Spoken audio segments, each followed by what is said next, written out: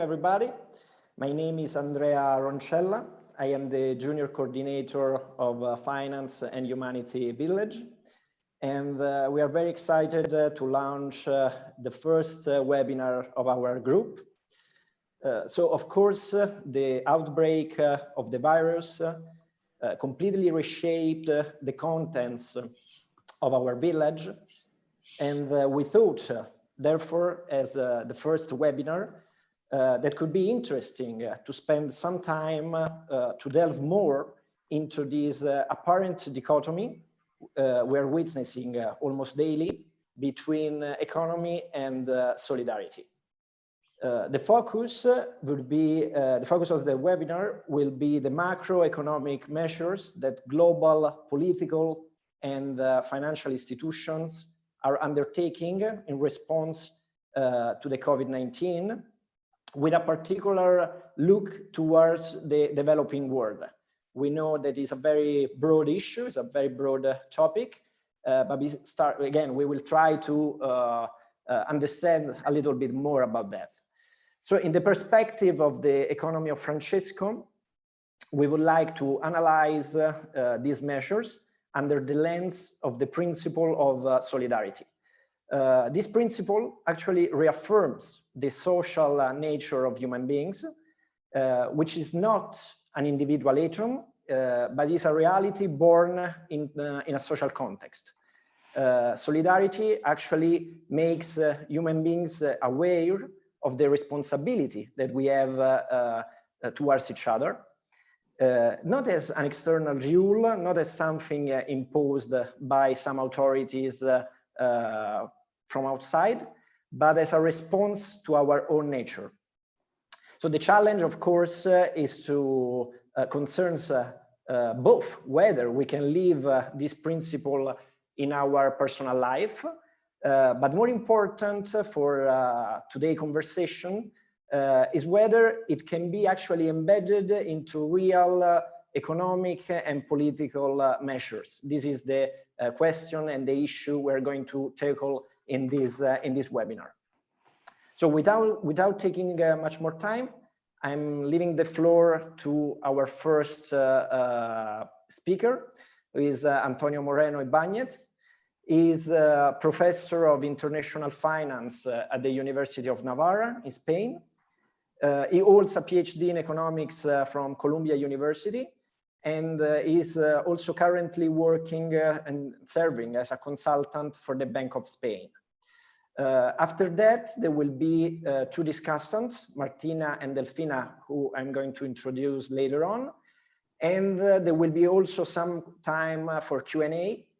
So please, if you want to make any questions, I invite you to write them down in the Q&A button if you're following this on YouTube, and Nacho will help me to manage these questions. And also, if you're following this event on YouTube, you can write your questions in the chat, and we will try to make them to our panelists. So Antonio, thank you very much for being here, and the floor is yours. Thank you. Thank you very much, Andrea, and also the participants, Delfina, Martina, Alessandra, Nacho, for hosting this event. Very happy, very glad to contribute here with, well, some words that I will say about the current crisis. I'm going to share this presentation with you all. I hope this is clear enough. Let's see if I don't extend myself too much. On the reality of the economic effects of the COVID-19, with an emphasis on the impact on the vulnerable one. So it's going to be a hopefully short talk. I'll try to ensure this is the case, about 20 minutes. What kind of shock the COVID-19, this unfortunate event for so many people, for the whole economy has been. I'll draw a comparison between the 2008 crisis and the COVID-19 crisis from the economic perspective. Then I'll focus more on the impact on emerging markets, and I'll talk about also the impact and the consequences that this is having on the poor and the vulnerable, so that then we can open the floor, for the discussion and for your Q&A. So what kind of shock is the COVID-19? As you all know, it's a classical, not so classical because we haven't had so many pandemics, but it's very clear that we are before a supply shock, that it's stopping so many businesses and, either, both global supply chains and very small establishments, very small, medium enterprises have to stop because of the different measures, because the economy stopped, because of confinement, because of a number of things that really, make the economy stop. And this is indeed having a large impact, as we're all now witnessing with all the release of macro data. When you stop the economic activity, the economy doesn't run. And of course, economic GDP goes down and there's less people employed, and all these macro data that you all know are there. But on top of that, and I'd like to focus on this because I think it's actually, it's going to be even a more important shock or related shock, is the induction of an important demand shock coming from the COVID-19 shock, given that the economy stops and that there are no economic activities to undertake. Well, people have less income, some people are laid off, some people are at least have to suspend their jobs, there's uncertainty about the economy, so that there's higher risk aversion among the participants in the markets, and that makes them, so to speak, more prone to save than to, let's say, invest or consume, and that adds an important negative demand shock to the economy, which actually exacerbates the COVID-19 shock. And in a way, we could say that the supply shock is morphing rapidly into a very important demand shock worldwide. It's a global shock, precisely. I was talking about, the world dimension of the COVID-19 shock. This is known by everybody, how we are in a global shock because affecting many countries in the world. I would say most countries, of course, with different degrees of intensity, but we're indeed in a very global recession. I mean, this is something that actually is reinforcing the crisis itself in a globalized world that we live. If you have kind of a global shock, that this kind of reinforces the recession everywhere. And this is, of course, very unfortunate and very damaging for the economy. It's unexpected, so it's something like a natural disaster, not exactly a natural disaster, as you know, but it has similar consequences, at least in the short run. And of course, governments and also the private sector acted very late in the game, and this has added to, let's say, the kind of the damaging nature of this shock.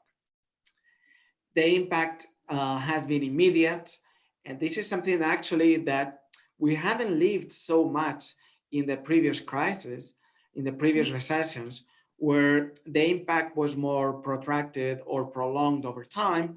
I think I have a picture here that I'll show how basically the most damaging, or at least what is expected, is that the most damaging part of the shock is going to be in the short run because of the stop, because of stalling all these economic activities. We want to compare the 2008 crisis with the COVID-19 crisis.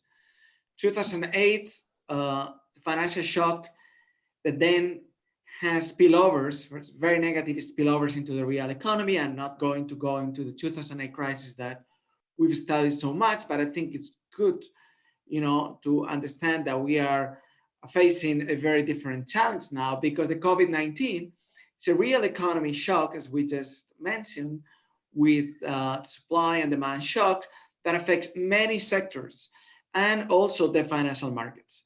But it's a very widespread shock and affects many firms in the economy.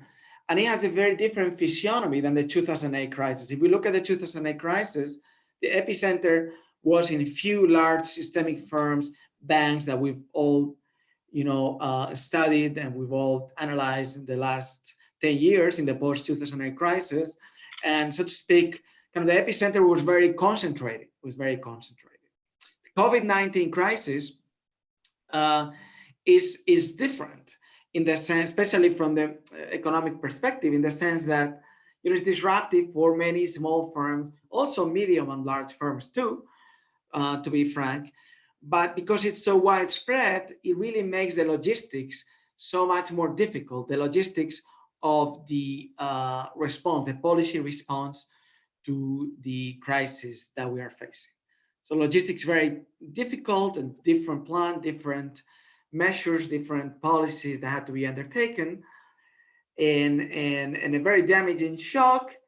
It's only that we expect that this shock is going to be in principle more transitory. And of course, we have to say this in principle, and we have to be cautious about this. But obviously, we like to, think that, let's say, in 2 or 3 months, the economy is going to go back to, relatively normal. I don't know if the new normal, how it's going to be. It's also difficult to foresee.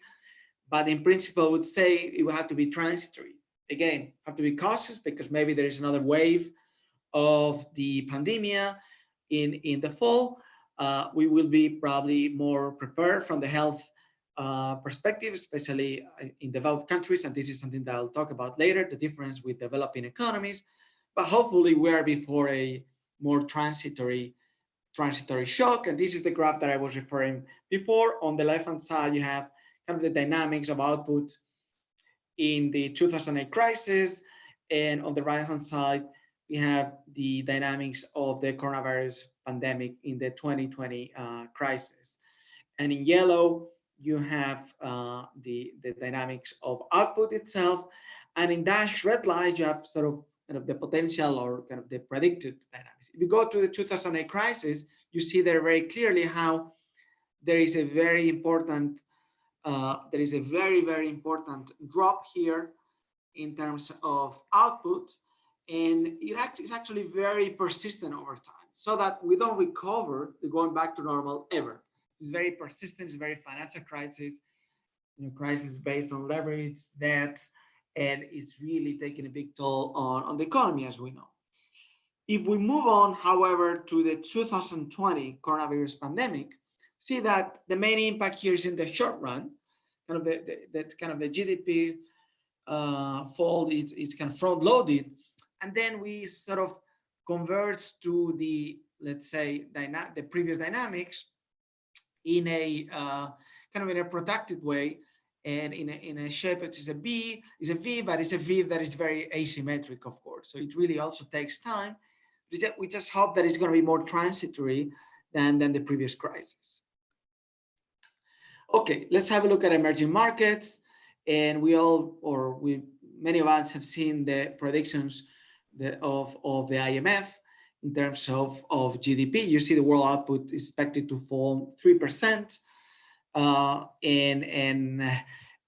Emerging economies actually are expected to fall less, as you can see there. And let me just have here some showing here how emerging markets it's -1, but emerging markets are not all alike, so there's different and you see that, for instance, in Asia, well, the expected fall is smaller than, let's say, in emerging and developing Europe. In Latin America, with drops of GDP of -5%, 6%, Middle East -3%, Sub-Saharan Africa -1.6%, again with diversity here in terms of drops. You see, for instance, countries like South Africa are expected to fall by 5.8. So definitely all these countries are gonna take a hit, and I think this is something that we have to take into account. But don't forget what's going on in the advanced economy. As you can see there, Germany, France, Italy, Spain, are expected to drop its GDP by, between 5 and 10%.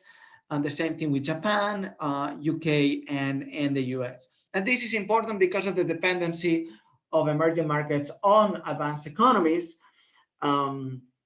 in a context of globalization. And this is something that we can talk about later. But the fact that advanced economies are suffering, that's also taking a toll in emerging market economies. And this is precisely the point I was just making, that we are in a very integrated world, even after 2008 crisis, where, I mean, there's been some stop to globalization. And if we talk about trade, that has been very essential for emerging economies, we see here the trend pre-2008 crisis of world merchandise trade, how it's growing a lot until the 2008 crisis. Since then, we had this peak downwards, and then it started to grow again, not at the same level as before, but started to grow. And all of a sudden, we have the 2020 crisis, where, depending on the scenario, we have big drops in world merchandise trade, and this is affecting emerging markets very badly, because they export many goods, such as commodities. And think about products related to energy, agriculture, and metals. And you see here what has happened since with the prices of these commodities that are so essential for these countries.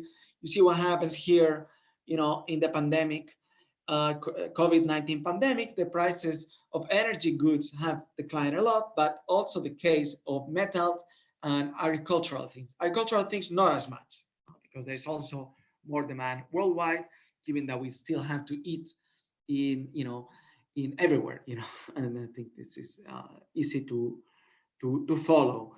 An important issue here is that we are facing now, very negative capital, outflows, or less capital inflows into emerging economies, countries that are very dependent on this. And this is something that is a feature of the global economy, financial globalization.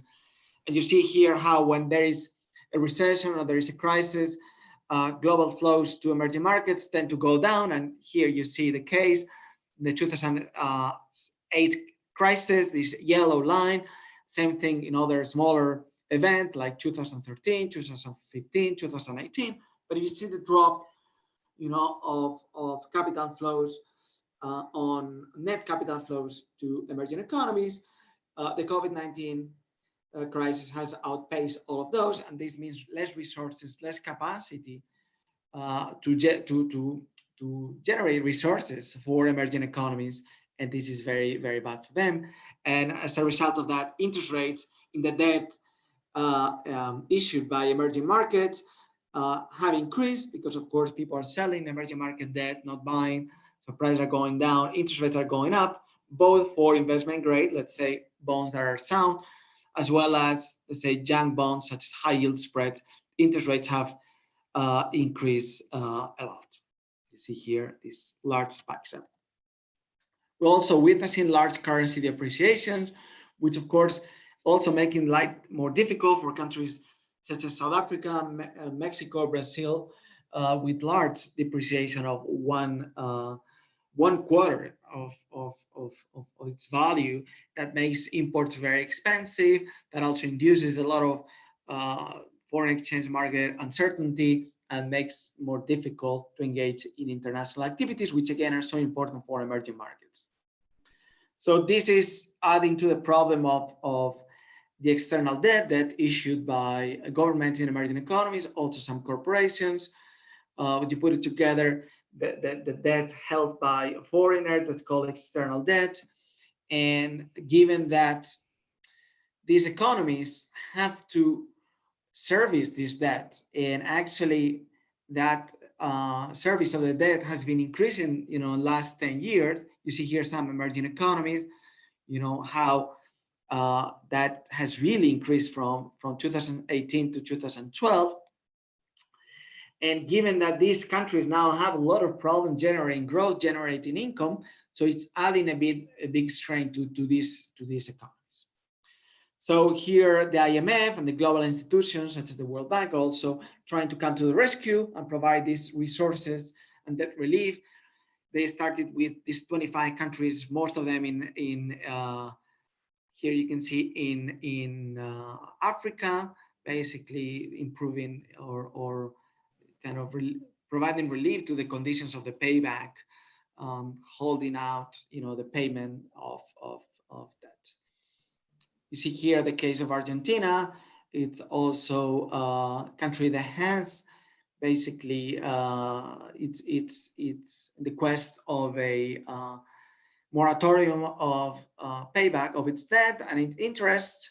And now actually there are many people supporting Argentina and other countries because of the difficulties they have to generate growth And if all the growth they have is going to pay back debt, then of course this is going to be very damaging for them. Okay. So of course, all these countries are very vulnerable in terms of public health. And I don't think I have to, explain this in length, because we are all aware of, the health, the sanitary conditions in these countries, such as India, or some countries, some places in Latin America, Africa, other places in Asia. It's so much harder to contain the coronavirus and to actually have the measures that really need to take place, the health measures to fight the coronavirus. Let me end with the poor and the vulnerable. Just 2-3 points here, and then maybe the discussion can revolve around this.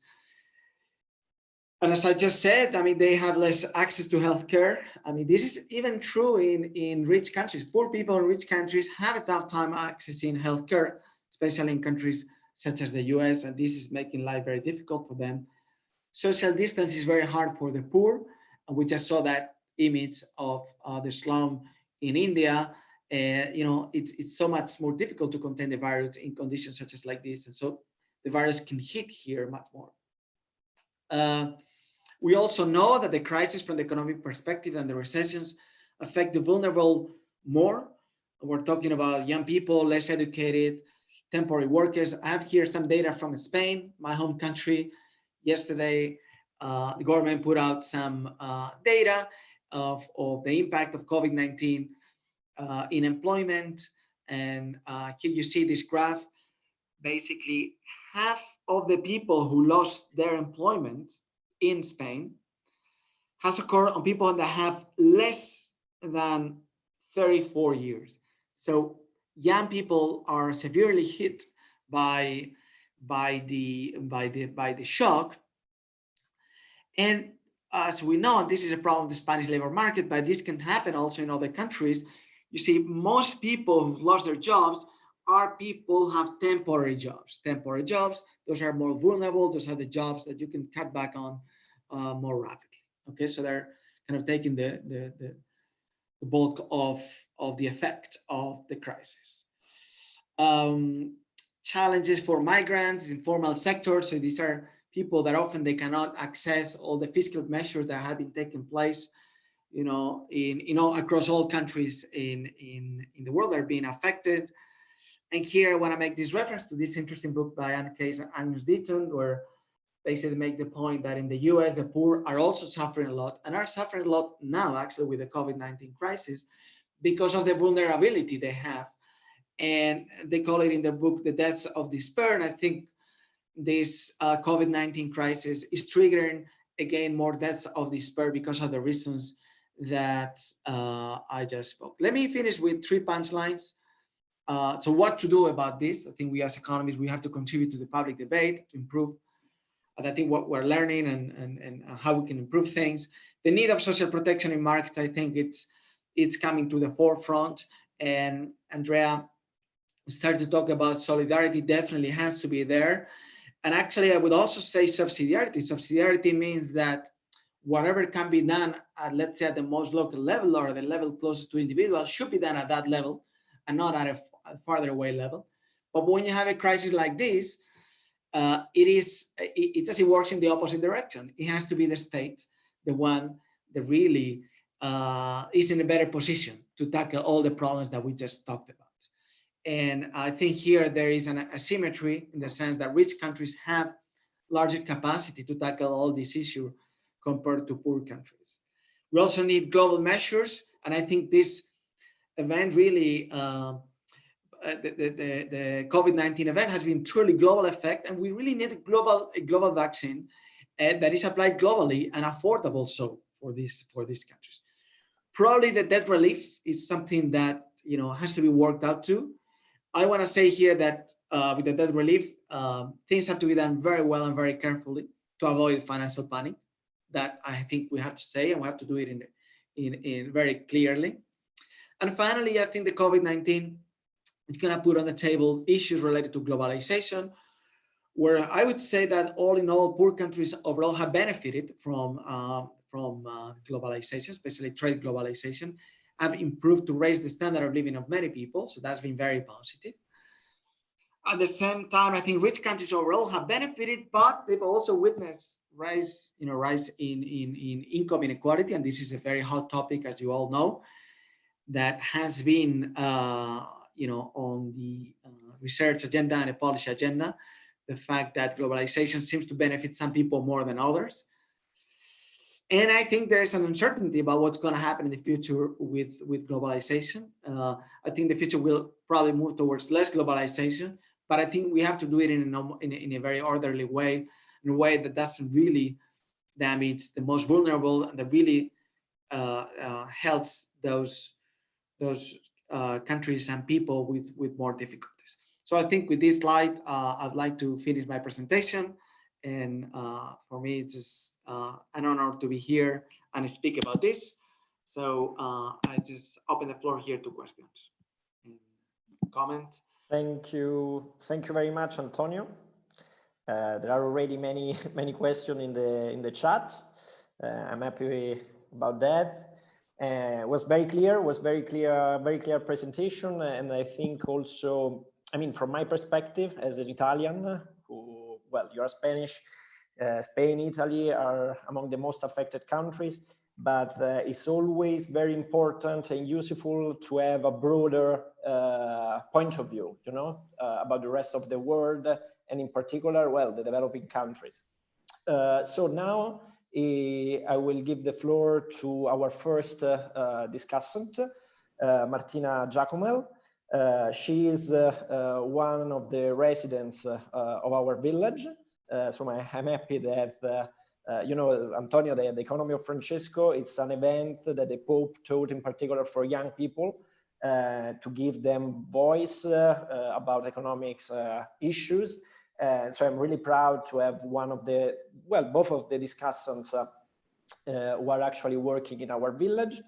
Martina she serves as a consultant at the UNCTAD, that is the United Nations Conference on Trade and Development, where she focuses on legal and economic research, in particular in the field of tax and business law. So Martina, the floor is yours, and thank you. Thank you, Andrea, and good morning and good afternoon, everyone. Thanks for having me. I'm very happy to be here and join this conversation. First, Professor, thanks for this very interesting presentation, which indeed offers many inputs for comments and further reflection and consideration. In particular, that issue you have also addressed is, I think, indeed and by far one of the current major concern and challenge for both developed and developing economies. And going back to the topic of this webinar, of this discussion, which is the solidarity, as Andrea underlined at the beginning, the issue, I think, at this historical momentum is to see how solidarity will eventually take concrete shape in the action of multilateral institutions and international community as well. So with a specific regard to the European context, we all, I guess, have followed the debate in the past few weeks over how Europe should cope with the fiscal cost of the crisis, the discussion around instruments that may be implemented in this regard. We have heard about the so-called Eurobond, the access to ESM at what condition, how this instrument should work. We also heard about the establishment of a new recovery fund. This is also an option. But I think that we all know, it's really well known, the background, the starting point of this discussion, I would say, which is that some member states, as you just underlined, Andrea, enter this crisis in a much weaker economic position, with already struggling economies, with high level of debt. This is the case of Italy, for example, or a high level of unemployment as Spain, just to mention a few. So my question is, under the current scenario, is there any room for a sort of, let's call it European solidarity instrument that might be capable of delivering a burden sharing of the fiscal cost of this crisis? Is a solution of this kind actually feasible considering the current political climate, and in the light also of what happened, for example, a couple of days back in Germany, where the German Supreme Court calls the European Central Bank to justify the quantitative easing program. So this action, for sure, this does not cover the ECB aid issue in response to the COVID crisis, but somehow, to some extent, I think will affect the debate among the member states and somehow also the political climate. So I would like to know what you think in this context, in this regard. And so if there are any instrument, I'm not going to ask you to to select a specific instrument unless you want to, but let's say at least what characteristic or feature should an hypothetical instrument have in order to deliver the common good of European member states. And this was the first point, let's say. And second, low-income countries, least developed countries, you have already explained very precisely the status quo of those economies. We have seen the debt initiative, debt stencil initiative implemented so far by a multilateral agency. The IMF in the middle of April have cancelled debt repayments due to it by 25 poorest countries for the next 6 months. G20 also launched an initiative of debt relief. World Bank apparently is going the same direction as well. I guess initiatives such as these are much welcome as they provide sort of fiscal breathing space for these extremely weak economies. However, estimates on the current financial and liquidity needs for these economies only arise from this crisis are around $2.5 trillion. The source is the IMF the beginning of last month. So clearly debt relief initiative will cover only a part of these needs, and much more remains to be done to fulfill this gap. And in addition, and this is going to be my very last comment, suspending debt repayment only through the end of 2020, as those initiatives actually do, relies somehow on the assumption that the COVID crisis to developing economies will be extremely short and business as usual will resume by the beginning of 2021, which might be a very optimistic assumption, perhaps too optimistic. So I was wondering if you can share with us some insight and thoughts in this regard, also considering the need perhaps to put in place additional measures beyond the debt relief ones. Thank you. I hope this is clear enough. I know there's like a very huge question, yeah. But thank you. Maybe Delfina now? Or? Yeah. So thank you very much, Martina, for your thank you, Martina. Thank you. And your thoughts.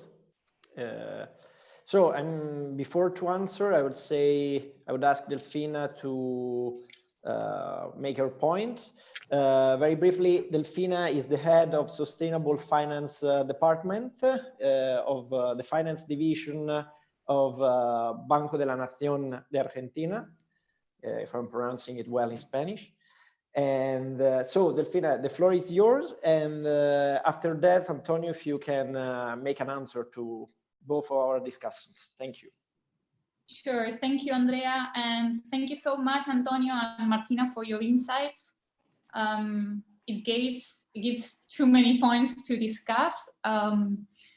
In a spirit to complement a little bit the reflections, I wanted to bring the attention to mainly 2 big points that, of course, are related, but I think they are distinct in themselves. As you both highlighted, the current crisis of COVID, this is a sanitary or public health crisis. It comes in a point in which inequality was already striking between nations, within nations, but even beyond borders, which I think is quite important.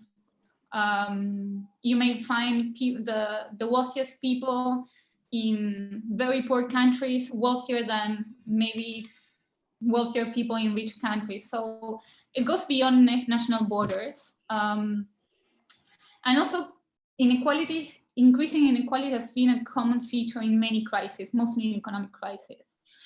And in this scenario, one of the points that come to my, as a worry for me, or come to my attention is like, what's the situation with middle-income countries? And the reason why I bring this is because usually, and as Martina rightly pointed, I mean, there are packages that are, and countries that have the resources to come up with very big packages, like the US. The numbers of the US package is quite big, and it doesn't compare to the reality of other countries. And then you have the lowest income countries, sometimes called poor countries, which is titles that become a bit controversial for me, but countries that are considered the poorest, and of course it makes sense, help those that are in the most daring situations. Now, in the middle, you have many countries which, due to inequality, have very intricate pockets of poverty and other very uncomfortable social situations, but they're usually left out of financial aid in general. And in the past years, there has been a push, and I'll make a little bit of a parenthesis here to explain this. There has been a push to get an increased participation of the private sector to support infrastructure development, to support development financing in general, which in general, that may sound good. That may sound good because it's more resources, and if we can align the financial flows with development goals, that's amazing. But at the same time, it puts a very different rules to the game, because the financial rules are very different from sovereign rules sometimes. And given inequality and given situations like that, where you need to have a lot of support based in solidarity sometimes, and you depend so much on the financial rules, it becomes quite constraining for the type of measures that a government can put forward. In that sense, I would ask maybe for a reflection or insights in relation to the situation of middle-income countries in this context. And the second point that I wanted to bring up or reflect on relates to the concept of sustainability. Within the past days, and mostly in Argentina, given the process of debt restructuring, it has been quite up there, but also the concept of sustainability has been around for mostly since 2015, after the SDGs or the Agenda 2030 was signed, or signed by more than 190 countries, and as well as the Paris Agreement. But oftentimes these two big exceptions or implications of the concept of sustainability have not been interrelated. When we speak about the sustainability of the debt, we're only thinking in economic terms. And when we think about the SDGs, we're thinking about social and environmental issues, but not always they're on the same agenda or in the same plate of discussion. And in that, I mean, I want to bring up 2 or 3 points to this. One is in relation to the letter that more than 100 economists sent in support of Argentina's debt restructuring process. There's one line that for me was quite striking and goes beyond Argentina. There's a line that says, only an economy that grows sustainably can meet its financial commitments over time. And I think that's very important because it's a very synthetic way, but it brings both concepts of sustainability to the same plate. Taking that into account, I would have these 2 final points, and with this I will wrap and end up with a question maybe. One is that if we are to target the COVID-related short-term measures, if we need to do it fast, because the longer we take, the higher the costs. And if we act in a framework of short-term and emergency framework or logic, I have concerns on to what extent can we deliver the alleviation of the economic impacts of the COVID crisis without jeopardizing the efforts that have been doing, that the community in general, in global community, has been doing towards the SDGs or towards sustainable development or even sustainable finance from the financial perspective. So that would be like a broad question, like to what extent they act in combination or they can jeopardize one another. So with that, I would wrap up my points. Okay. Andrea, if I may, yeah, of course. I'd like to thank both Martina and Delfina for the discussion on the questions and the reflections that I think for us economists are challenging. I must say, I would like to say I have a clear answer for the deep points that they brought up. And well, I'm gonna start about Europe. Martina was talking about Europe, and definitely I think this crisis will make or break Europe in a way. I think if we don't stick together in a moment like this, then when will we? I think this is the question. This is the question, right? This is an issue, and I would like to say, well, I'm gonna give you the two sides, and then I'll just say something that is Europe being exercising solidarity, let's say, with the countries most affected? And I would say, in part, yes. If you think about, you did mention the ECB. We know about the court decision 2 days ago, but the ECB, I think, is very determined to help these countries. And I think they acted really fast compared to the 2008 crisis. They've been able to contain the burden of the debt and the interest rates of countries such as Spain, Italy, and other countries too, and they're buying a lot of debt. And I think this is part of the role now, and I think this is an important issue. I think Europe also has the ESM ready, the European Stability Mechanism that you actually mentioned, and I think that's another that's another channel toward, through which countries in difficulties can get some relief. I think the problem we have in the euro area and the eurozone is exactly this problem of asymmetric shocks. And these shocks, for instance, have been very asymmetric, right? Spain, Italy have been very affected, and actually some of the sectors that are very important for them, such as tourism, trade, very, very affected, whereas countries that are more industrial haven't been as much affected. So I think Europe is being sensible. It's really acting upon the crisis, and I think let's say on impact, it has reacted. Now the question is, there are some issues lingering there, like the euro bonds. That would be a solution, but I think it's not going to come. I mean, we've been talking about this for 10 years, and I don't think it's going to come now.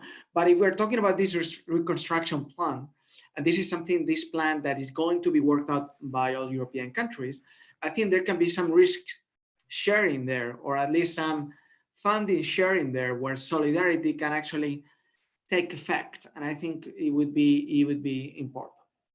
And I think that would be one way to actually implement, to materialize this solidarity.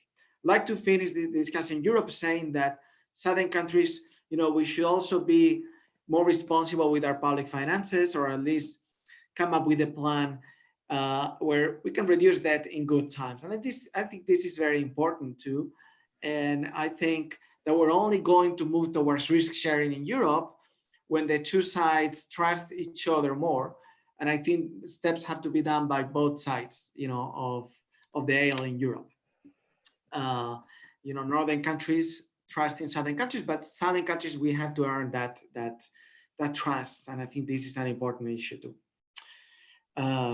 So I mean, solidarity has to come also has to have kind of a realistic basis. And I think this is just important, an important concept.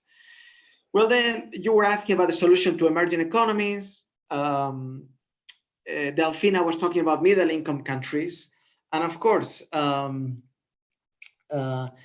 think it's each country has its own, dynamics, right? It's like, I think it's in this Dostoevsky book, The Brothers Karamazov, right? Or no, sorry, it's Anna Karenina. You know Anna Karenina, the book.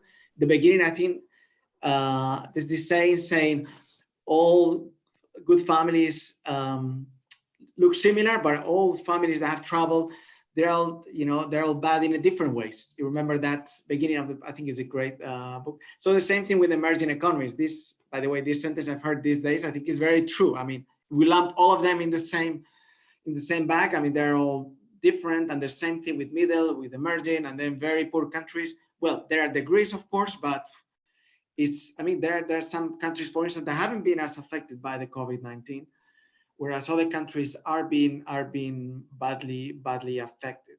So let me say a couple of things. Let me say that, yes, this is a time of multilateral organizations, as Delfina, as Martina talked about, and basically step up and take measures. But I'd like to make a reflection here that I think it's important, to put on the table, right? Because we could say, hey, solidarity, we could send all these messages of solidarity, and I think it has to be there. It's a very Christian message, and it has to be there, and charity really reaches, beyond justice. But when it comes to the economy, I think it's important to realize that we need to find ways to reconcile, and it's not so easy. Think about, we've been talking here about the debt relief. Delfina talked about it, and I did mention in my presentation. So I think it's a sensible idea right now. And I think why? Because obviously, if these countries don't have a lot of resources right now, they need to find places where they can save. And I think this can be a realistic way, having this moratorium, these delays, this debt relief can be good to have, to mobilize resources to address the problem, right? To address the COVID right now. But of course, the other side of the coin is that then investors, and I think this is where we should focus more now in the debate, is, and creditors, when they see this, they will not trust these countries that much. So I see a tension there, and I think that tension is very realistic. If I'm, let's say, a saver, and I had saved in, let's say, Morocco, and all of a sudden Morocco says, I'm not going to pay back, then of course, these investments that I had done in Morocco were good to Morocco, in the first place. How they were used, I don't know. But if now all of a sudden, I have all these essentially defaults, I'm gonna think it twice if, before I invest in Morocco. And I think we need to find ways to reassure creditors that going forward, there are gonna be, some safeguards and some commitments, right? So I think the role of institutions in middle-income countries, in emerging economies, is gonna be huge here. And to earn the credibility, let's say, of investors, of markets, that has to be earned through, good doing. And I think here, institutions play a big role. Corporate governance of governments and private institutions, and I think are important. Delfina was mentioning about private sector, public sector. I think this is the time to really, go for a lot of partnerships, and not only doing a public solution to everything, but really engage the private sector too, and go hand in hand with the private sector. And about sustainability, and just to, I think I had a very long answer, sorry for it, but definitely this is, I think, a very important issue going forward, and I think we shouldn't give in to this. I think that we have to see how we could, part of the solution to the COVID-19 could involve, investments in, let's say, clean energies or sectors that really help, the environment, our common house, as Pope Francisco refers to. And I think this is definitely a long-run goal that we should really take into account today when we look for solutions. So this is it. Very happy to. Thank you. Thank you, Antonio. Thank you very much, Delfina and Martina, of course, for your inputs. And so now I would like to pick some questions that people are making both on the YouTube chat and on Zoom.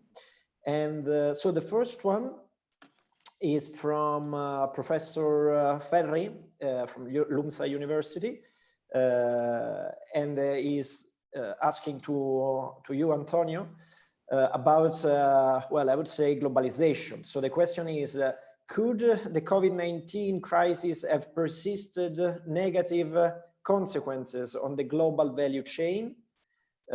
Is talking about a kind of hysteresis due to reassessment of risk components, disruption in supplies, which were badly priced or not priced at all before COVID-19. So maybe you can answer to this question. I will go through the others. It's a great question. I think the global value chains have been really at the forefront of all the discussions about globalization, you know, before the COVID-19 and during the COVID-19, because the global value chains also, there's something about it's actually its role as actually its role propagating the COVID-19, because we have seen that centers of global value chains, you know, and big cities have been very much affected by this. Obviously, this has been a very global epidemic. There's been a pandemic, and also has transmitted to the global value chains. But if we move to the economic arena, which was the question about, I think here, I think there may be a change, you know, and a reshape of our economies, in the sense that we, you know, some of the industrial activities that have been outsourced to other countries, you know, for the sake of global value chains, maybe pull back some of our countries. And I wouldn't say that, or I don't foresee a complete sharp, let's say, unfolding or folding or disappearance of global value chains. But I think they are going to be rethought. And I think we have had some experiences, let's say, with masks, with also tests, where we've seen that even at a time like this, the fact that all these things were manufacturing global value chains, they put all our economies at strain, because we didn't have the industry in place actually to have masks, to have tests. And therefore, the global value chains in a way has made our economies less resilient to a shock such as like this. And this is something that, in a way, I don't have the answer at what's going to happen exactly, but I would say there has to be some kind of more balance between the efficiency of the global value chains and the resilience of, let's say, a development of more of home industries that really make all countries more resilient to shocks like this. How will the landscape look like? Again, I'm not sure, but definitely I think somewhat persistent effect, I think you will have. And let's see what happens. Okay, thank you, Antonio. I would like one thing. Yeah, sure. I'd like to just give my opinion also. I mean, here I talk more aseptically. I'm in favor of many of the things of globalization. I think it improved the lives of many people, and I don't think it's the time to retreat to protectionism. Okay. But a different management of globalization, in the line of what authors such as Danny Roderick and others say, I think makes sense. Yeah. Thank you, Antonio. So a question this time, I would say for Delfina, if she wants to answer, concern the role of social impact bonds. I mean, the question is if this kind of instruments can actually help to solve the crisis of trust, for example, that can emerge from developing countries. Sure. Actually, that's a very interesting point. There are, on the one hand, social bonds, and on the other one, social impact bonds, which are different structures, and I'll speak to both. Concerning social bonds, green bonds, and sustainability bonds, I think there is a case, a very strong case in the near future and beyond that, to make use of the growth of that market in the past years. There are now, the financial market has many instruments. It have become way more sophisticated in terms of delivering social bonds or impact bonds or sustainability bonds, which I think can better integrate both angles, the environmental one and the social one. Most probably the social bonds will have a greater point in the months ahead. And in fact, if you see a little bit the trajectory of the past quarter, green bonds issuance has gone down a little bit, but sustainability and social bonds have kept to the expectations that were formed on the levels. So that's one point. And in terms of social impact bonds, which are not debt bonds, but actually a different type of structuring that involves the participation of private investors to test solutions, I think two big points. As a structure, I think it's very useful. And there have been cases already going on which we can learn from. But it's true that also it will require many revisions. I mean, it's a more complicated structure, complex structure, but it will require many revisions on, for example, how budget is created in either a municipality or a province or a state, etc. And other issues in policy to really provide solutions. I think it's a very good instrument, but it will require a lot of will to do it well for them to be really useful or effective more than useful. Thank you. Thank you, Delfina. So I would say a last question from the YouTube chat, just to engage also with our YouTube community, that's for Antonio. So this person recently read research about the impact SARS had on small and medium enterprises. The SARS was over in 6 months, he said, more or less, and the impact wasn't as bad as the news reported. Companies should have emergency funds to cope with these kind of diseases. Do you think these companies do you need these companies need real support, or are we experiencing a kind of COVID washing? I don't know if you, Antonio, have tackled with this kind of issues, or I don't know. Or if you see this as a kind of problem even in Europe, I don't know. Yeah. No, I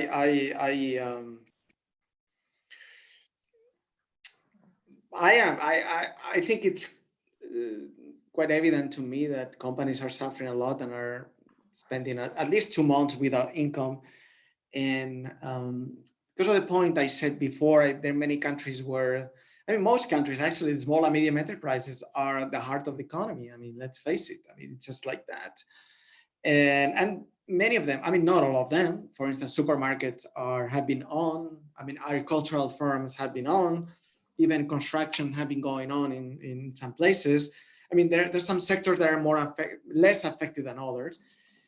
But I mean, think about countries with a lot of small establishments, restaurants, bars. I mean, that they had to close no matter what for 2 months. And I mean, they are in a very difficult situation. I don't see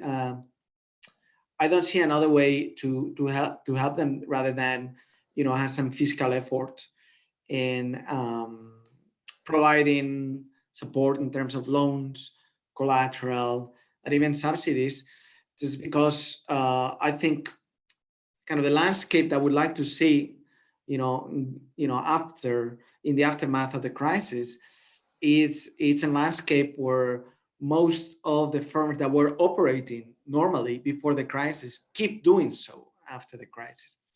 So I wouldn't minimize the impact that COVID-19 is having. Maybe it's the fact that I'm in Spain. There's a country that is very affected, and I'm seeing it all over the place. And maybe there are other places where things haven't been as crude. But again, I think that going back to kind of this main theme also, Catholic teaching of solidarity and subsidiarity, I think this is a time for the public sector to, let's say, support the economy.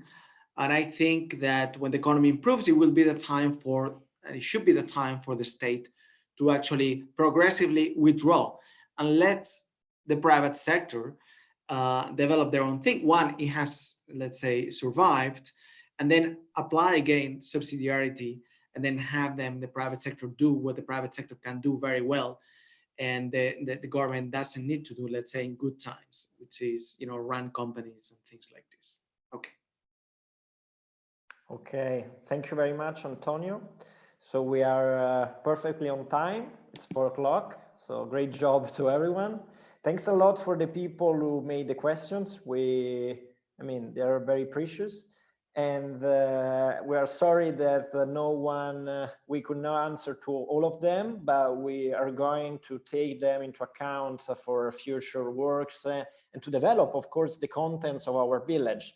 As you know, this is the first webinar, but we would like to continue and to keep producing material and ideas.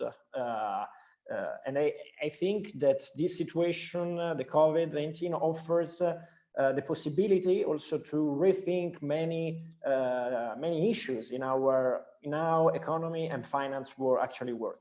So finally, I would like to leave the floor to Suor Alessandra, who is the coordinator actually of our village.